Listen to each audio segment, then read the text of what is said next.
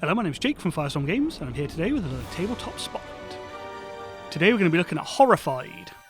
So this is a co-op game, 1 to 5 players, takes about 60 minutes to play, and it's set in the Universal Studios horror universe. So we're talking the black and whites, the Frankenstein, Bride of Frankenstein, Dracula, etc. Creature from the Black Lagoon's in here. They're all in here. There's a lot of nostalgia here for anybody who loves those films. At its core, it's cooperative, it's pick up and deliver. You are trying to defeat the Gribblies that are running around town, terrorising, eating or scaring away villagers, and you have to solve the mystery for each of them. So every villain plays in a slightly different way. For example, Dracula.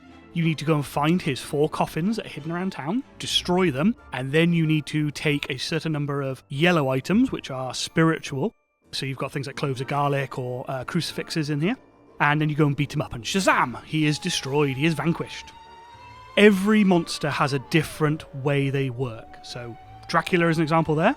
The Invisible Man, you have to prove to the police that there is an invisible man running around town. So you have to go to specific locations, picking up items, which are evidence, bring them back to the precinct. Once you've got enough of that, you can go and track him down and beat him up.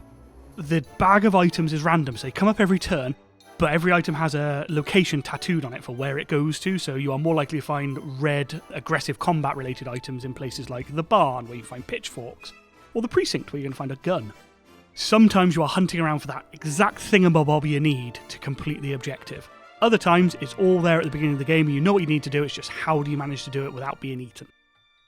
Villagers crop up, so there's these cards. These are the villain cards, we'll come to those in a moment. And they can set up villagers. They turn up somewhere, and on them, tattooed, is where they need to get to for their safe spot. So you can go pick them up and run them to wherever they're safe. When they come off the board, they give you access to these super cards. So these are cards that are useful for jumping you around the board or pushing monsters back, things like that.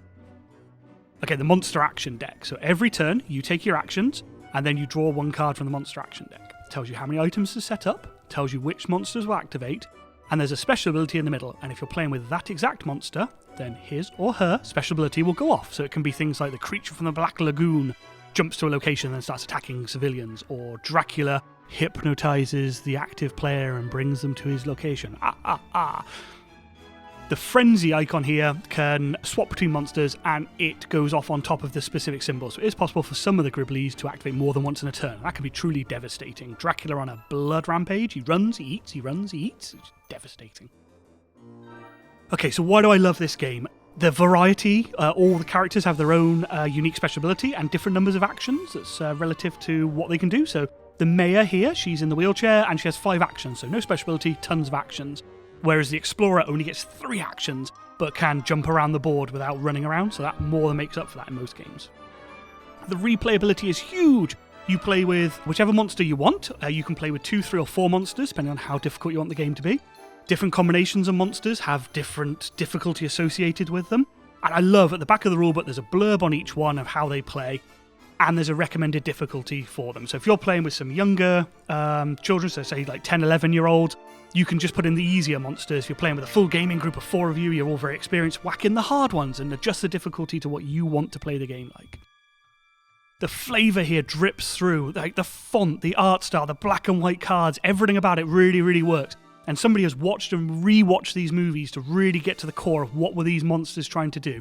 I can't recommend this game highly enough. It feels to me like a very boiled down version of Arkham Horror 2nd Edition. You run around town grabbing items, trying to survive, and defeat the monster overall. But it plays in 60 minutes, it's fully cooperative, there's very little downtime, turns are very quick, discussions of what we should do are very quick. It's everything I want it to be. Really, if you haven't had a look at this game, have a look. I think you will really enjoy it. It's in stock now at firestormgames.co.uk. Links are in the description below.